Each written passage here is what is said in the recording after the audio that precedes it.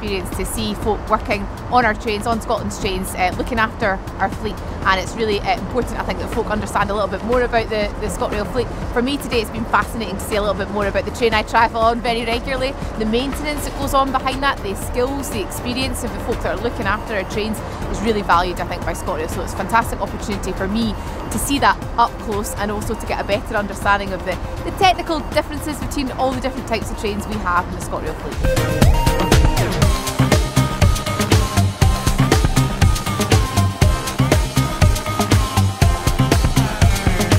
So we were delighted to host the Minister for Transport, Jenny Gilruth, here at Haymarket this morning.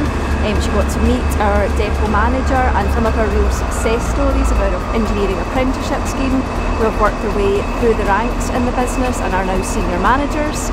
She really enjoyed actually getting to look and see around the depot. We showed her some of our HSTs that are in for maintenance this morning and some of our other diesel fleet. It was a great opportunity to engage with the Minister and talk to her about the future of the depot and about what new trains might mean for this depot.